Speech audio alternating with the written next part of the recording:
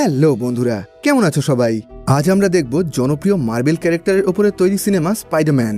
2002 সালে মুক্তি পাওয়া এই অ্যাকশন ফ্যান্টাসি সিনেমার IMDb রেটিং 7.3, যেটা তৈরি করতে খরচ হয়েছিল 13 কোটি 90 লক্ষ $, আর টোটাল বক্স অফিস কালেকশন হলো 82 কোটি 50 লক্ষ $। তো গল্পটা শুরু হয় আমেরিকার একটা ছোট্ট শহর থেকে, যেখানে এই গল্পের প্রধান চরিত্র পিটার পার্কারকে দেখানো হয়।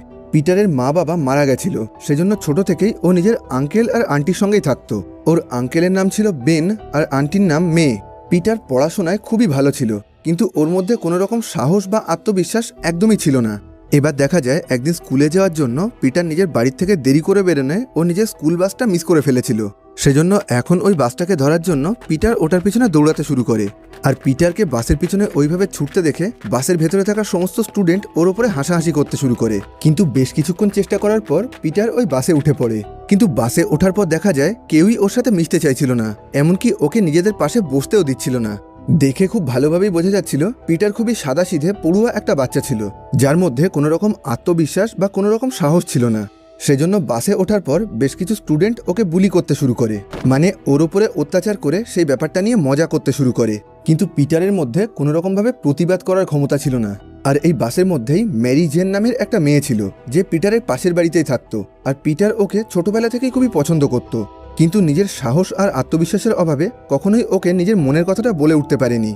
এবার দেখা যায় কিছুক্ষণ পর ওই বাসের সমস্ত স্টুডেন্টকে একটা শিক্ষামূলক ভ্রমণের জন্য কলম্বিয়া ইউনিভার্সিটির বিজ্ঞান বিভাগে ঘুরতে নিয়ে আসা হয়েছে। এবার এরা সবাই ওই ইউনিভার্সিটির ভেতরে ঢোকার আগে ওখানে পিটারের বন্ধু হ্যারি অসবর্ন চলে আসে। হ্যারিও পিটারের সঙ্গে একই স্কুলেই পড়তো, আর ও খুবই ধনী পরিবারের সন্তান ছিল, সেজন্য ও কখনোই বাসে করে স্কুলে যেত না। ওর বাবা সবসময় নিজেদের গাড়িতে করেই ওকে স্কুলে দিয়ে আসতো।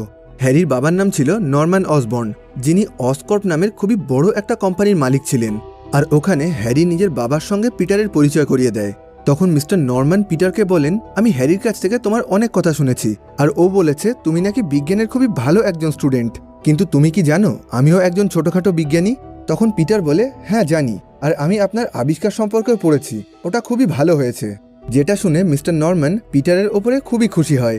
এবার পিটার আর হ্যারি বাকি সমস্ত স্টুডেন্টের সঙ্গে ওই ইউনিভার্সিটির ভেতরে ঢুকে যায়। আর ওখানে একজন ট্যুর গাইড এদের সবাইকে জানায়, দীর্ঘ 5 বছর ধরে আমরা বিভিন্ন প্রজাতির মাকড়সার ওপরে পরীক্ষা করছি, আর এখন এই সমস্ত মাকড়সার ডিএনএর মধ্যে পরিবর্তন করে ওদের শারীরিক ক্ষমতা অনেক গুণ বাড়িয়ে দিয়েছি। সেজন্য এখন এদের তৈরি জালের সাহায্যে এরা বহুগুণ ভারী জিনিসকেও ওপরে তুলতে পারবে।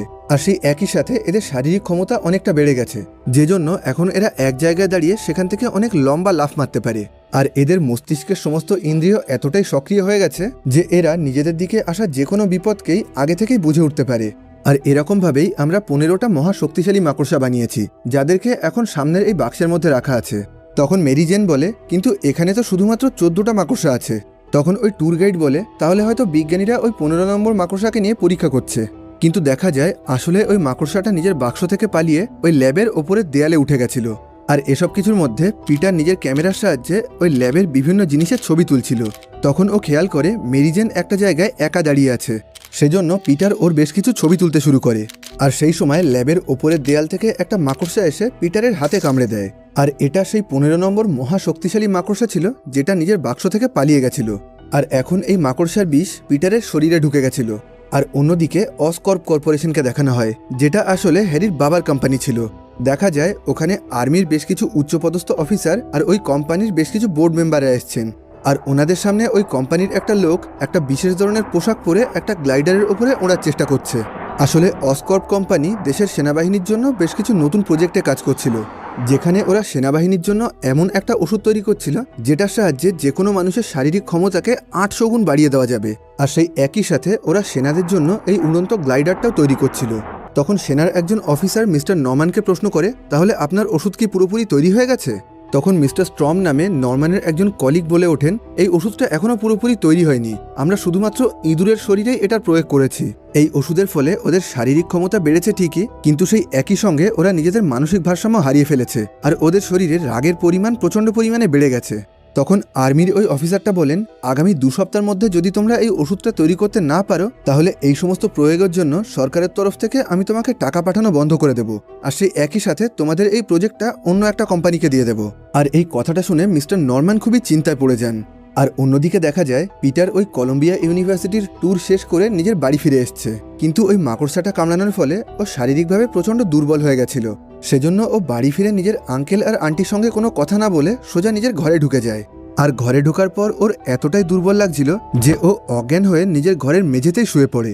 আসলে তখন ওই বিশেষ মাকড়সাটা কামড়ানোর ফলে এখন পিটারের শরীরের ডিএনএর মধ্যে বেশ কিছু পরিবর্তন ঘটছিল। আর অন্যদিকে আবার অসকর্প কোম্পানিকে দেখানো হয়, যেখানে মিস্টার নরম্যান মানুষের ক্ষমতা বাড়ানোর ওষুধটা নিজের ওপরেই প্রয়োগ করার চেষ্টা করছিলেন, কিন্তু ওনার কলিগ মিস্টার স্ট্রম ওনাকে এই কাজটা করতে বারণ করেন। উনি বলেন, এখনো অবধি এই ওষুধটা আমরা শুধুমাত্র ইঁদুরের ওপরেই প্রয়োগ করেছি, আমরা জানি না মানুষের উপরে এটার প্রতিক্রিয়া কেমন হবে। তুমি আমাকে 2 সপ্তাহ সময় দাও, তার মধ্যে আমি সমস্ত ডাক্তার আর বিশেষজ্ঞ জোগাড় করে এই ওষুধটাকে পরীক্ষা করার ব্যবস্থা করছি। তখন মিস্টার নরম্যান বলেন, আমার কাছে অত সময় নেই, কারণ আগামী 2 সপ্তাহের মধ্যে আমাদের এই কন্ট্রাক্টটা অন্য কোম্পানিকে দিয়ে দেওয়া হবে, তাই আমাকে যা করার এখনই করতে হবে।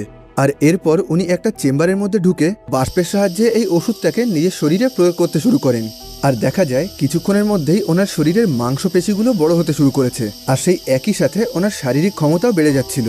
কিন্তু কিছুক্ষণ পর মিস্টার নরম্যান ওই ওষুধটা সহ্য করতে না পেরে ওই চেম্বারের মধ্যেই ছটফট করতে করতে অজ্ঞান হয়ে যান, যেটা দেখে মিস্টার স্ট্রম তাড়াতাড়ি করে ওনাকে বাঁচানোর জন্য ওই চেম্বারের মধ্যে ঢুকে পড়েন।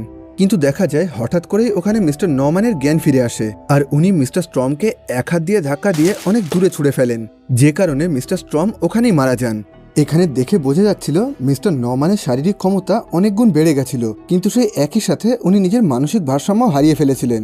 আর অন্যদিকে পিটারকে দেখানো হয় আগের রাতে অসুস্থ অবস্থায় বাড়ি ফেরার পর এখন ও অনেকটাই সুস্থ বোধ করছিল। এখানে দেখা যায় আগের রাত অবধি পিটার চশমা ছাড়া কোনো কিছু চোখে দেখতে পেত না, আর ও শারীরিকভাবে প্রচণ্ড দুর্বল ছিল, কিন্তু এখন যেন সবকিছুই বদলে গেছে। ও খালি চোখে সবকিছুই দেখতে পাচ্ছিল, আর সেই একই সাথে ওর শরীরে অনেকটা শক্তি আর ক্ষমতাও চলে এসছে, আর এখন ওর চেহারা স্বাস্থ্য আগের থেকে অনেকটাই ভালো হয়ে গেছে। আর ওই বিশেষ মাকড়সাটা কামড়ানোর ফলেই রাতারাতি পিটারের শরীরে এতগুলো পরিবর্তন চলে এসেছিল। আর অন্যদিকে দেখা যায় আগের রাতে ওই ওষুধটা নিয়ে নিজের ল্যাব থেকে বাড়ি ফেরার পর মিস্টার নরম্যান অজ্ঞান হয়ে নিজের মেঝেতেই পড়ে গেছিলেন, আর এখন ঘুম থেকে ওঠার পর আগের রাতের সমস্ত ঘটনাই উনি ভুলে গেছিলেন। আর সকালবেলায় ওনার অফিসের একজন কর্মচারী ওনাকে জানায় যে ডক্টর স্ট্রম আগের রাতেই মারা গেছে, কেউ ওনাকে ল্যাবের মধ্যে মেরে ফেলে অসকর্প কোম্পানির গ্লাইডারটা চুরি করে নিয়ে গেছে। যেটা শুনে মিস্টার নরম্যান খুবই অবাক হয়ে যান, মনে হচ্ছিল আগের রাতের ঘটনা সম্পর্কে উনি যেন কিছুই জানেন না। এবার অন্যদিকে দেখা যায় স্কুলে আসার পর পিটার যখন ক্যান্টিনে বসে নিজের খাবার খাচ্ছিল, তখন ও খেয়াল করে মেরি জেন হাতে একটা খাবারের ট্রে নিয়ে ওর দিকে এগিয়ে আসছে। আর পিটার তখন নিজের মাথার মধ্যে হঠাৎ করেই একটা বিপদের সংকেত অনুভব করতে পারে, আর দেখা যায় কিছুক্ষণের মধ্যেই মেরি জেন পিটারের কাছে এসে পা পিছলে সমস্ত খাবার নিয়ে পড়ে যাচ্ছিল। কিন্তু ওখানে কোনো দুর্ঘটনা ঘটার আগেই পিটার এক হাত দিয়ে মেরি জেনকে আর অন্য হাত দিয়ে ওর ট্রের সমস্ত খাবারকে মাটিতে পড়ার আগেই ধরে নেয়, যেটা দেখে মেরি জেন খুবই প্রভাবিত হয়, কারণ এই মুহূর্তে পিটার যে কাজটা করেছিল সেটা একরকমভাবে অসম্ভব ছিল। এবার ওকে ধন্যবাদ জানিয়ে মেরি ওখান থেকে চলে যাওয়ার পর পিটার খেয়াল করে ওর হাতের সঙ্গে টেবিলে পড়ে থাকা একটা চামচ আটকে গেছে, আর ওই চামচটাকে টেনে নিজের হাত থেকে ছাড়ানোর সময় দেখা যায় ওর হাত থেকে মাকড়সার মতন জাল বেরিয়ে সামনের টেবিলে একটা খাবারের পাত্রের গায়ে আটকে গেছে, কিন্তু ও কোনোভাবেই বুঝে উঠতে পারছিল না এখন ওর সাথে এটা কি হচ্ছে। এবার ও নিজের হাতে লেগে থাকা ওই জালটাকে ছাড়ানোর জন্য ওটাকে ধরে জোরে একটা টান দেয়, যে কারণে ওর জালের মাথায় আটকে থাকা খাবারটা ছিটকে এসে ফ্ল্যাশ নামে ওদের স্কুলের অন্য একটা ছেলের গায়ে লাগে। যদিও পিটার এই কাজটা ইচ্ছা করে করেনি, কিন্তু এই ঘটনার জন্য ফ্ল্যাশ নামের ওই ছেলেটা প্রচণ্ড রেগে গেছিল, আর ও পিটারকে মারার জন্য এখন ওর পিছনে যেতে শুরু করে। কিন্তু এবারও পিটার আগে থেকেই বিপদের সংকেত পেয়ে গেছিল, সেজন্য ও ফ্ল্যাশের মারের হাত থেকে বারবার নিজেকে খুবই সহজেই বাঁচিয়ে নিচ্ছিল। ওখানে বাকি সমস্ত বাচ্চারা মনে করছিল পিটার হয়তো এই মুহূর্তে ফ্ল্যাশের কাছে খুবই বাজেভাবে মার খাবে, কারণ ফ্ল্যাশ খুবই শক্তিশালী ছিল আর পিটার ছিল খুবই দুর্বল প্রকৃতির সাদাসিধে একটা বাচ্চা। কিন্তু দেখা যায় এখানে পুরো ঘটনাটাই উল্টে গেছিল। ফ্ল্যাশ অনেক চেষ্টা করেও পিটারকে কোনোভাবেই মারতে পারছিল না। তখন পিটার ওকে একবার আঘাত করাতেই ফ্ল্যাশ ওর থেকে অনেকটা দূরে ছিটকে গিয়ে খুবই গুরুতরভাবে আহত হয়ে যায়, যেটা দেখে ওখানে থাকা সমস্ত স্টুডেন্ট এমনকি পিটার নিজেও প্রচণ্ড অবাক হয়ে যায়। কেউই বুঝে উঠতে পারছিল না পিটার এই কাজটা করলো কিভাবে। আর এই ঘটনার পর পিটার তাড়াতাড়ি করে নিজের স্কুল থেকে বেরিয়ে পাশের একটা ফাঁকা গলিতে চলে আসে, আর ওখানে পিটার ভালো করে নিজের হাতের দিকে তাকানোর পর দেখতে পায় ওর হাতের তালুতে মাকড়সার পায়ের মতন বেশ কিছু সূক্ষ্ম কাঁটা বেরিয়েছে, যে কারণে অন্যান্য জিনিসপত্র খুবই সহজে ওর হাতে আটকে যাচ্ছিল। আর এখন ওগুলোর সাহায্যে ও খুব সহজেই নিজের পাশে থাকা একটা দেয়ালের ওপরে উঠতে শুরু করে, আর দেখা যায় খুব সহজেই ও মাকড়সার মতন ওই দেয়ালের ওপরে উঠতে শুরু করেছে। আর এইভাবে খুবই অল্প সময়ের মধ্যেই পিটার ওই বিল্ডিংয়ের ছাদে উঠে পড়ে। আর ওখান থেকে ও খুব সহজেই লাফ মেরে এক বিল্ডিং থেকে অন্য বিল্ডিংয়ের ছাদে পৌঁছে যেতে পারছিল। আর নিজের শরীরের এই সমস্ত নতুন নতুন শক্তিগুলোকে আবিষ্কার করার পর পিটার মনে মনে খুবই খুশি ছিল। এবার এইভাবে এক বিল্ডিং থেকে অন্য বিল্ডিংয়ের ছাদে লাফ মেরে মেরে বেশ কিছুটা যাওয়ার পর ও দেখতে পায় সামনের একটা বিল্ডিং অনেকটা দূরে ছিল, যেখানে লাফ মেরে পৌঁছানো কোনোভাবেই সম্ভব না।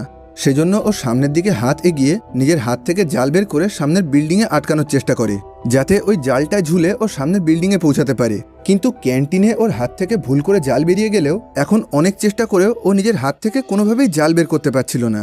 এবার বেশ কিছুক্ষণ ধরে অনেক রকমভাবে চেষ্টা করার পর পিটার খেয়াল করে শুধুমাত্র একটা বিশেষ রকমভাবে সামনের দিকে হাত এগোলেই ওর হাত থেকে জাল বেরোয়। এবার সারাদিন ধরে নিজের শক্তিগুলোকে আবিষ্কার করার পর রাত্রেবেলা পিটার আবার নিজের বাড়ি ফিরে আসে, কিন্তু ততক্ষণে ওর আঙ্কেল আর আন্টি ঘুমিয়ে পড়েছিল। এবার রাতে খাওয়া দাওয়া করার পর পিটার যখন বাড়ির বাইরে বেশ কিছু নোংরা আবর্জনা ফেলতে গেছিল, তখন ও শুনতে পায় ওর পাশের বাড়িতে অর্থাৎ মেরি জেনের বাড়িতে একটু ঝামেলা অশান্তি বেঁধেছে, যে কারণে মেরিও সেই সময় রাগ করে বাইরে বেরিয়ে আসে। আর সামনে পিটারকে দেখতে পেয়ে ও বলে, তুমি কি এখানে দাঁড়িয়ে দাঁড়িয়ে আমাদের ঝগড়া শুনছিলে? পিটার বলে, না একদমই না, আমি এখানে ময়লা আবর্জনা ফেলতে এসেছিলাম। আর এরপর ওর আর ম্যারির মধ্যে বেশ কিছু কথা শুরু হয়ে যায়। ম্যারি ওকে জানায় ছোট থেকেই ওর অভিনেত্রী হওয়ার খুবই ইচ্ছা ছিল, সেজন্য স্কুল শেষ হওয়ার পর ও নিউ ইয়র্ক শহরে চলে যাবে। তখন পিটার বলে স্কুল শেষ করার পর সেও নিউ ইয়র্ক শহরে চলে যাবে আর ওখানে একটা কলেজে ভর্তি হয়ে আরও পড়াশুনো করবে, আর সেই একই সঙ্গে নিজের খরচ চালানোর জন্য ও ফটোগ্রাফারের একটা চাকরিও করবে। এবার মেরি আর পিটার যখন নিজেদের মধ্যে কথা বলছিল, তখন ফ্ল্যাশ ওখানে নিজের গাড়ি নিয়ে চলে আসে আর ও ম্যারিকে নিজের নতুন গাড়িতে ঘুরতে নিয়ে যেতে চাইছিল। সেজন্য ম্যারিও ওর সঙ্গে ঘুরতে বেরিয়ে পড়ে। আর এটা দেখার পর পিটার মনে মনে ভাবতে শুরু করে, মেরি জেনের সঙ্গে ভালোভাবে বন্ধুত্ব করতে গেলে ওকেও একটা নতুন গাড়ি কিনতে হবে। সেজন্য ও পেপারের মধ্যে বেশ কিছু গাড়ির বিজ্ঞাপন দেখতে শুরু করে, কিন্তু সমস্যা হলো ওর কাছে গাড়ি কেনার মতন অত টাকা ছিল না। তখন ও খেয়াল করে ওই পেপারের নিচে এক জায়গায় বিজ্ঞাপন দেওয়া আছে এই শহরে এক জায়গায় কুস্তির প্রতিযোগিতা হবে, আর ওখানে যদি কেউ ওই কুস্তিবিদের সঙ্গে লড়াই করে জিততে পারে তাহলে তাকে $3000 পুরস্কার দেওয়া হবে। যেটা দেখে পিটার ভাবতে শুরু করে, যেহেতু এখন ওর কাছে অনেক শক্তি চলে এসছে, সেজন্য ও এই লড়াইতে অংশগ্রহণ করবে। কিন্তু ও কোনোভাবেই নিজের ক্ষমতার কথা কাউকে জানাতে চাইছিল না। সেজন্য ওই প্রতিযোগিতায় যাওয়ার আগে ও নিজের জন্য একটা বিশেষ ধরনের মুখ ঢাকা পোশাক তৈরি করতে শুরু করে, যাতে কেউ ওকে কোনোভাবেই চিনতে না পারে। এবার নিজের খাতায় বেশ কিছু বিশেষ পোশাকের ছবি আঁকার পর পরের দিন সকালে পিটার ওই কুস্তি প্রতিযোগিতার জন্য বেরিয়ে পড়ে। কিন্তু বাড়ি থেকে বেরোনোর আগে ও বলে যায় ও লাইব্রেরিতে পড়াশুনো করতে যাচ্ছে, যেটা শুনে ওর আঙ্কেল ওকে বলে, ঠিক আছে তাহলে আমি তোমাকে নিজের গাড়িতে ওখানে পৌঁছে দিচ্ছি। আর পিটার ওখানে পৌঁছে গাড়ি থেকে নামার আগে আঙ্কেল বেন ওকে বলে, বেশ কিছুদিন ধরে আমি আর তোমার আন্টি লক্ষ্য করছি তুমি আগের থেকে অনেকটা বদলে গেছো। তুমি এখন ঠিকভাবে কাজ করছো না, খাওয়া দাওয়া করছো না, এমনকি স্কুলের মধ্যে মারামারিও করছো। তখন পিটার বলে, ওই লড়াইটা আমি শুরু করিনি আর ওখানে আমার কোনো দোষ ছিল না। তখন আঙ্কেল বেন বলে, হ্যাঁ ওই ছেলেটাকে হয়তো শিক্ষা দেওয়ার খুবই দরকার ছিল, কিন্তু তার জন্য তোমার নিজের শক্তির ভুল ব্যবহার করা একদমই উচিত হয়নি। সবসময় মনে রেখো, with great power comes great responsibilities, যার মানে হলো মহান ক্ষমতার সঙ্গে বেশ কিছু মহান দায়িত্বও আসে। কিন্তু পিটার এই কথাগুলো শুনে প্রচণ্ড রেগে যায়। ও বলতে শুরু করে, আপনাকে আমার ব্যাপারে এত ভাবতে হবে না, আমি নিজের চিন্তাভাবনা নিজেই করতে পারি। যে কথাটা শুনে আঙ্কেল বেন খুবই মন খারাপ করে ওখান থেকে চলে আসেন, আর পিটারও ওখান থেকে রেসলিং রিংয়ে চলে আসে। আর ওখানে আসার পর দেখা যায় স্টেজের ওপরে বন জ নামের একজন কুস্তিবিদ সমস্ত প্রতিযোগীকে খুবই অল্প সময়ে নিমেষের মধ্যেই হারিয়ে ফেলছিল। দেখে খুব ভালোভাবেই বোঝা যাচ্ছিল বন জ খুবই শক্তিশালী ছিল আর ওকে হারানো একদমই সহজ ব্যাপার ছিল না। আর এখানে বন জ নামের এই কুস্তিবিদের সঙ্গে 3 মিনিট লড়াই করে টিকে থাকতে পারলে তাকে নগদ $3000 পুরস্কার দেওয়া হবে। এবার কিছুক্ষণের মধ্যে বন জর সঙ্গে লড়াই করার জন্য পিটার স্টেজের ওপরে উঠে পড়ে। এবার পিটারের সঙ্গে ওই কুস্তিবিদের লড়াই শুরু হয়ে যায়, আর ওই পুরো স্টেজটাকে একটা বিশেষ ধরনের খাঁচা দিয়ে ঢেকে দেওয়া হয়, যাতে সময়ের আগে কোনো প্রতিযোগী ওখান থেকে পালাতে না পারে। এবার লড়াই শুরু হওয়ার প্রথমের দিকে পিটার বনজর কাছে খুবই বাজেভাবে মার খাচ্ছিল, কিন্তু কিছুক্ষণ পর পিটার নিজের শক্তি দিয়ে খুবই অল্প সময়ের মধ্যে বনজকে পুরোপুরি হারিয়ে দেয়। এবার লড়াই শেষে পিটার যখন নিজের পুরস্কারের টাকা আনতে যায়, তখন ওই অনুষ্ঠানের ম্যানেজার ওর হাতে $100 দিয়ে ওকে ওখান থেকে চলে যেতে বলে। তখন পিটার বলে, কিন্তু জিতে গেলে পুরস্কার তো $3000 ছিল। তখন ওই ম্যানেজারটা বলে, হ্যাঁ কিন্তু তার জন্য তোমাকে 3 মিনিট ধরে লড়াই করতে হতো, আর তুমি ওই কুস্তিবিদকে মাত্র 2 মিনিটেই হারিয়ে দিয়েছো। তাই তোমার ভাগ্য ভালো যে এই কাজের জন্য তোমাকে আমি $100 দিয়েছি। পিটার বলে, ওই টাকাটার আমার খুবই প্রয়োজন। তখন ওই ম্যানেজারটা বলে, তোমার প্রয়োজন নিয়ে আমার কোনো মাথা ব্যথা নেই। সেজন্য পিটার নিরাশ হয়ে ওই ঘর থেকে বাইরে বেরিয়ে আসে। আর পিটার ওখান থেকে চলে আসার সঙ্গে সঙ্গেই একজন চোর বন্দুক হাতে ওই ম্যানেজারের ঘরে ঢুকে ওনার সমস্ত টাকা লুট করে ওখান থেকে পালাতে শুরু করে। আর ঘর থেকে বেরোনোর পর ওই চোরটা পিটারের সামনে দিয়েই পালিয়ে যায়। আর পিছন দিক থেকে ওই ম্যানেজারটা ওই চোরটাকে বারবার আটকাতে বলছিল। পিটার চাইলে খুব সহজেই ওই চোরটাকে আটকাতে পারত, কিন্তু ও কোনো রকম চেষ্টা না করেই ওই চোরটাকে খুব সহজেই ওখান থেকে চলে যেতে দেয়। আর দূর থেকে এসব কিছু দেখে ওই ম্যানেজারটা পিটারকে বলে, তুমি চাইলে খুব সহজেই ওই চোরটাকে আটকাতে পারতে, তোমার জন্য আমার সমস্ত টাকা চুরি হয়ে গেল। তখন পিটার ওনাকে বলে, আপনার সমস্যা নিয়ে আমার কোনো মাথা ব্যথা নেই। এখন পিটার মনে করছিল ওই ম্যানেজারের কাছ থেকে ও হয়তো খুব ভালোভাবেই প্রতিশোধ নিয়েছে। কিন্তু রাস্তায় বেরোনোর পর ও দেখতে পায় সামনে একটা জায়গায় অনেক মানুষের ভিড় ছিল, আর সেই পুরো জায়গাটাকে পুলিশ ঘিরে রেখেছিল। আর একটু এগোনোর পর ও দেখতে পায় ওই ভিড়ের মধ্যে ওর আঙ্কেল গুরুতর আহত অবস্থায় মাটিতে পড়েছিল। আর পাশে থাকা পুলিশের কাছ থেকে ও জানতে পারে একটু আগে একজন চোর ওর আঙ্কেলকে গুলি করে মেরে ওনার গাড়ি নিয়ে পালিয়ে গেছে। আর কিছুক্ষণের মধ্যে আঙ্কেল বেন পিটারের চোখের সামনে ওকে ডাকতে ডাকতেই মারা যায়, যেটা দেখে ও খুবই কষ্ট পায় আর মানসিকভাবে পুরোপুরি ভেঙে পড়ে। এবার পাশে থাকা পুলিশের কাছ থেকে ও জানতে পারে ওই চোরটা সামনেই একটা রাস্তা দিয়ে পালিয়ে যাচ্ছে, আর ওর পিছনে বাকি পুলিশরা তাড়া করেছে। আর এটা শুনে পিটার প্রচণ্ড রেগে গিয়ে ওই চোরকে মারার জন্য বেরিয়ে পড়ে। এবার ও একটা উঁচু বিল্ডিং থেকে আর একটা উঁচু বিল্ডিংয়ে জাল লাগিয়ে সেটার সাহায্যে ঝুলতে ঝুলতে খুবই তাড়াতাড়ি ওই চোরটার গাড়ির কাছে পৌঁছে যায়। আর দেখা যায় পুলিশের 3টে গাড়ি ওই চোরটাকে ধরার জন্য ওর পিছনে তাড়া করেছিল। কিন্তু কিছুক্ষণের মধ্যেই ওই চোরটা নিজের গাড়ি থেকে বেরিয়ে পাশের একটা ফাঁকা অন্ধকার বাড়ির মধ্যে ঢুকে লুকিয়ে পড়ে। এবার পুলিশ ওখানে পৌঁছানোর আগেই পিটার ওই চোরটার কাছে পৌঁছে যায় আর ওকে প্রচণ্ড মারতে শুরু করে। আর সেই সঙ্গে ওকে প্রশ্ন করে, তুমি আমার আঙ্কেলকে কেন মেরেছ? উনি তোমার কি ক্ষতি করেছিলেন? কিন্তু কিছুক্ষণ পর বাইরের আলোতে পিটার ওই চোরটার মুখ দেখতে পায়। আর এটা সেই চোর ছিল কিছুক্ষণ আগে যে ম্যানেজারের টাকা চুরি করে পিটারের চোখের সামনে দিয়েই পালিয়ে এসেছিল। আর এটা দেখার পর পিটার খুবই অবাক হয়ে যায়, আর ওর মনে হতে লাগে কোনো না কোনোভাবে ওর আঙ্কেলের মৃত্যুর জন্য ওই দায়ী। কারণ ও যদি এই চোরটাকে তখন আটকে দিত তাহলে ওর আঙ্কেলকে হয়তো আজ মারা যেতে হতো না। আর পিটারকে দেখে ওই চোরটা ভয় পেয়ে পিছিয়ে আসার সময় একটা পাইপে পা বেঁধে ওপরের বড় জানলা ভেঙে নিচে পড়ে মারা যায়। আর পুলিশ ওই ঘটনাস্থলে পৌঁছানোর আগেই পিটার ওখান থেকে পালিয়ে আসে। কিন্তু এই পুরো ঘটনার জন্য ওর খুবই মন খারাপ ছিল, সেজন্য ও একটা ফাঁকা উঁচু বিল্ডিংয়ের মাথায় উঠে চুপচাপ মন খারাপ করে বসে থাকে। আর অন্যদিকে মিস্টার নরম্যানকে দেখানো হয় ওই বিশেষ ওষুধটা প্রয়োগ করার পর থেকে উনি নিজের মাথার মধ্যে থেকে নানা রকম আওয়াজ শুনতে পাচ্ছিলেন। দেখে মনে হচ্ছিল ওনার মধ্যে হয়তো দুটো মানুষের ব্যক্তিত্ব রয়েছে, যে কারণে মানসিক সমস্যা পড়ে উনি ঠিক আর ভুলের মধ্যে পার্থক্য বুঝে উঠতে পারছিলেন না। আর অন্যদিকে দেখা যায় সেনাবাহিনীর বড় অফিসারেরা একটা বিশেষ ধরনের অস্ত্রের পরীক্ষা করছেন। আর এরা সেই অফিসারেরা ছিল যারা কিছুদিন আগে অসকর্প কর্পোরেশনে গেছিলেন আর মিস্টার নরম্যানকে নিজের কাজ শেষ করার জন্য 2 সপ্তাহ সময় দিয়েছিলেন।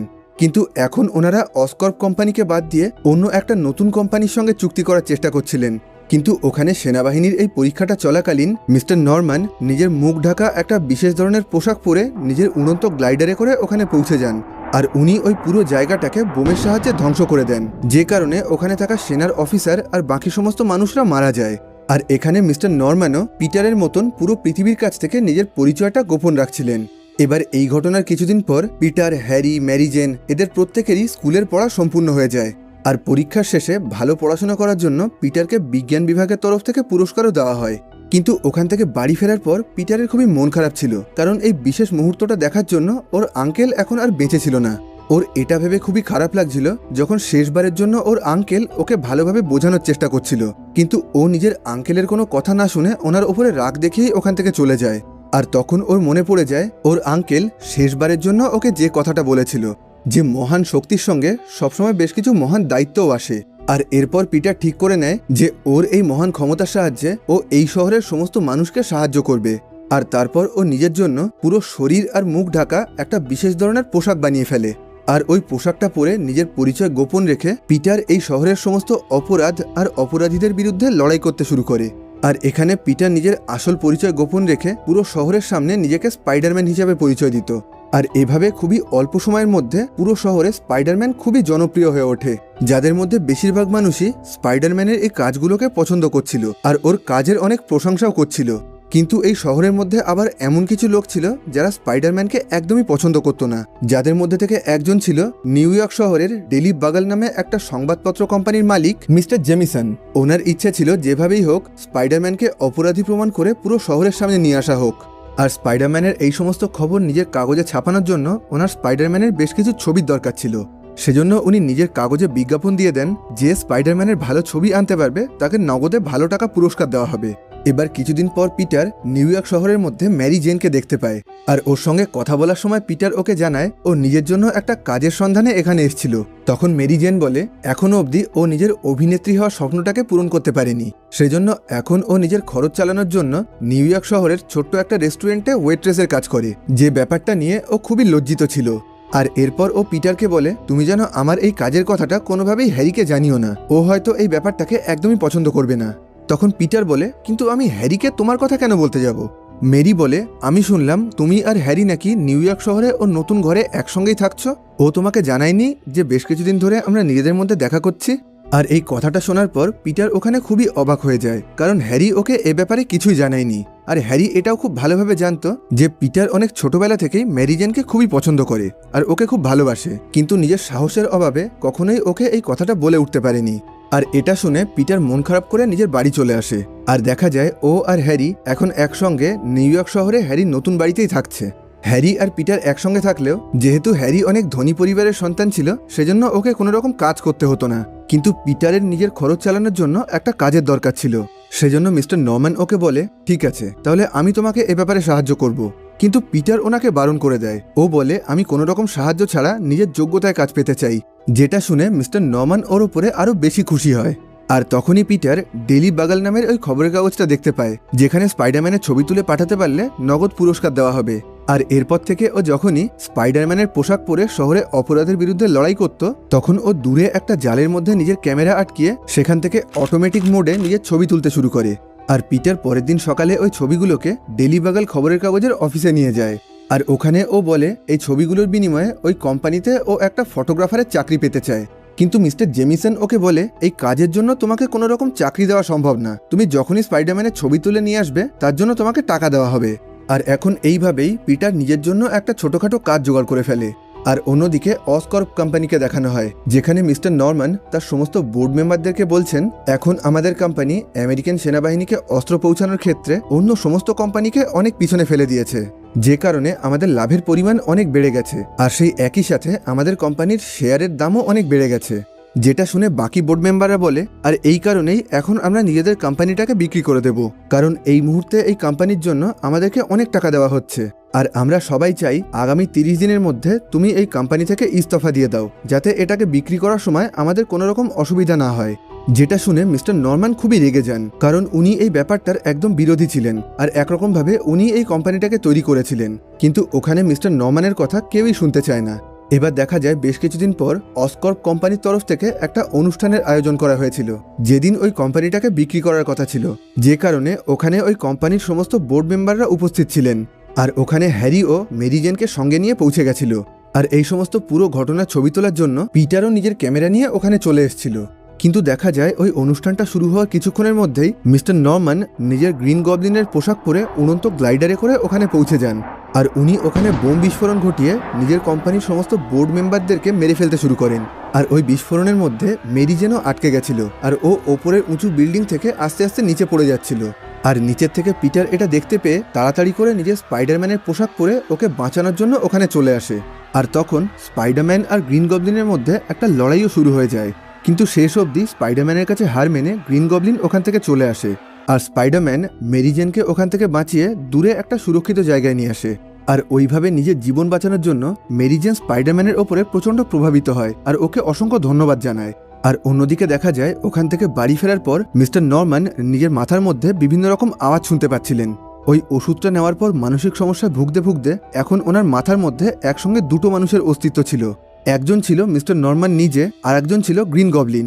আর এখন ওনার মাথার মধ্যে থেকে গ্রিন গবলিন ওনাকে বলতে শুরু করে এখন এই পুরো শহরের মধ্যে তুমিই হলে সবচেয়ে শক্তিশালী মানুষ, তুমি যা খুশি তাই করতে পারবে, এখন কেউ তোমাকে আটকাতে পারবে না স্পাইডারম্যান ছাড়া, কারণ স্পাইডারম্যানও তোমার মতনই শক্তিশালী, তাই তোমার উচিত ওর সঙ্গে বন্ধুত্ব করা, যাতে তোমরা দুজন মিলে একসঙ্গে সমস্ত কাজ করতে পারো। এবার পরের দিন সকালে মিস্টার নরম্যান গ্রিন গবলিনের পোশাক পরে ডেলি বাগলস খবরের কাগজের অফিসে চলে আসে, আর ওখানে উনি মিস্টার জেমিসনকে বলেন তোমার অফিসে কে স্পাইডারম্যানের ছবি তোলে, আমি তার সঙ্গে দেখা করতে চাই। কিন্তু মিস্টার জেমিসন ওখানে কোনো কিছুই বলতে চাইছিলেন না। আর এই ঘটনার কিছুক্ষণের মধ্যেই গ্রিন গবলিনকে আটকানোর জন্য ওখানে স্পাইডারম্যান চলে আসে, কিন্তু ওর সাথে কোনো রকম লড়াই না করে গ্রিন গবলিন খুবই চালাকির সাথে একটা গ্যাস স্প্রে করে স্পাইডারম্যানকে অজ্ঞান করে দেয়, আর তারপর ওকে নিয়ে দূরের একটা ফাঁকা জায়গায় চলে আসে। আর ওখানে ও স্পাইডারম্যানকে নিজের সাথে বন্ধুত্ব করার প্রস্তাব দেয় আর বলে, তুমি যদি চাও তাহলে আমরা দুজন খুব ভালো বন্ধু হতে পারি, আর না হলে সারা জীবন ধরে আমরা দুজন শত্রু হয়েই বেঁচে থাকবো। আর স্পাইডারম্যানকে এই ব্যাপারটা ভেবে দেখতে বলে গ্রিন গবলিন ওখান থেকে চলে যায়। এবার পরের দিন সন্ধেবেলায় পিটার মেরি জেনের সঙ্গে দেখা করতে এসেছিল, আর বেশ কিছুক্ষণ ওর সাথে কথা বলার পর মেরি যখন ওখান থেকে চলে যাচ্ছিল তখন পিটার খেয়াল করে রাস্তার মধ্যে থেকে বেশ কিছু গুন্ডা মেরি জেনের পিছনে যেতে শুরু করেছে, যেটা দেখে ও তাড়াতাড়ি স্পাইডারম্যানের পোশাক পরে ওখানে চলে আসে আর মেরিকে খুব সহজেই ওই গুন্ডাদের হাত থেকে বাঁচিয়ে নেয়। তখন মেরি ওকে বলে, এই নিয়ে দুবার তুমি আমার জীবন বাঁচালে, সেজন্য এখন আমি তোমাকে ধন্যবাদ জানাতে চাই। আর তারপর ও স্পাইডারম্যানের অর্ধেক মুখোশ খুলে ওকে একটা কিস করে। এবার দেখা যায় কিছুদিন পর ওই শহরের একটা বিল্ডিংয়ে আগুন লেগে গেছিল, আর ওই বিল্ডিংয়ের মধ্যে আটকে থাকা মানুষকে বাঁচানোর জন্য স্পাইডারম্যান ওখানে পৌঁছে যায়। ওখানে আগুনের মধ্যে থেকে সমস্ত মানুষকে সুরক্ষিত বাঁচানোর পরেও শেষ মুহূর্তে ওই বিল্ডিংয়ের ভেতর থেকে আরও একটা মানুষের চিৎকার শোনা যায়, যেটা শুনে স্পাইডারম্যান তাড়াতাড়ি ওই বিল্ডিংয়ের মধ্যে ঢোকার পর দেখতে পায় ওখানে গ্রিন গবলিন দাঁড়িয়েছিল। আর ও স্পাইডারম্যানকে প্রশ্ন করে, তুমি আমাদের বন্ধুত্বের ব্যাপারে কি ভাবলে? তখন স্পাইডারম্যান বলে, তুমি যেরকমভাবে লোকজনের ক্ষতি করো সেখানে আমি কোনোভাবেই তোমার সাথে বন্ধুত্ব করতে পারবো না। আর এটা শুনে গ্রিন গবলিন খুবই রেগে যায়, আর ওখানে ওদের দুজনের মধ্যে খুবই ভয়ঙ্কর একটা লড়াই শুরু হয়ে যায়।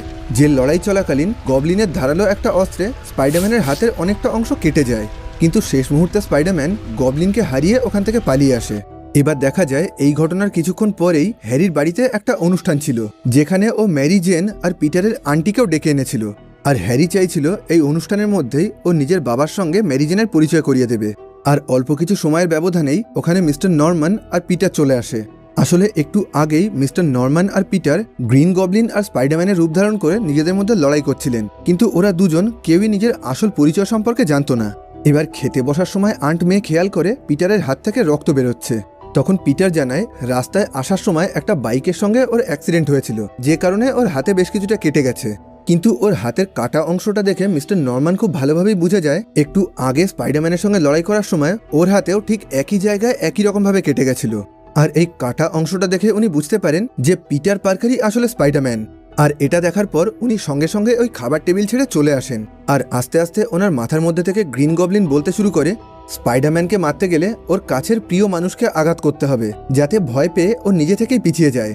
আর এরপর গ্রিন গবলিন পিটারের আন্টির বাড়িতে হামলা করে ওনাকে প্রচণ্ড পরিমাণ ভয় পাইয়ে দেন, যে কারণে ওনার শরীর এতটাই খারাপ হয়ে যায় যে ওনাকে হসপিটালে ভর্তি করতে হয়। আর আন্ট মেয়ের সাথে এই ঘটনাটা ঘটার পর পিটার খুব সহজেই বুঝতে পারে যে গ্রিন গবলিন ওর আসল পরিচয় সম্পর্কে জানতে পেরেছে, আর সেজন্যই ও পিটারের কাছের মানুষকে আঘাত করার চেষ্টা করছে। আর কিছুদিন পর আন্ট মেয়েকে দেখার জন্য ওখানে মেরি জেন চলে আসে। আর হসপিটালের মধ্যে পিটার আর মেরি জেন যখন নিজেদের মধ্যে কথা বলছিল তখন আন্ট মেয়েকে দেখার জন্য ওখানে হ্যারিও পৌঁছে যায়। কিন্তু ওখানে পিটার আর ম্যারিকে একসঙ্গে কথা বলতে দেখে হ্যারি মনে করে মেরি জেন হয়তো এখন ওকে ভুলে গিয়ে পিটারকে ভালোবাসতে শুরু করেছে, যে কারণে ও মন খারাপ করে বাড়ি ফিরে নিজের বাবাকে সমস্ত ঘটনা জানিয়ে দেয়। ও বলে যে মেরি জেন এখন আমাকে ভুলে গিয়ে পিটারকে ভালোবাসতে শুরু করেছে। তখন মিস্টার নরম্যান বলে, তাহলে পিটারও কি ওকে ভালোবাসে? হ্যারি বলে, পিটার তো ওকে ছোটবেলা থেকেই ভালোবাসে, আর এই পৃথিবীতে মেরি জেনই হলো ওর সবচেয়ে প্রিয় মানুষ। আর যেহেতু এখন মিস্টার নরম্যান জেনে গেছেন যে পিটারের সবচেয়ে বড় দুর্বলতা হলো মেরি জেন, সেজন্য ও মেরিকে কিডন্যাপ করে ওই শহরের একটা উঁচু ব্রিজের ওপরে নিয়ে আসে।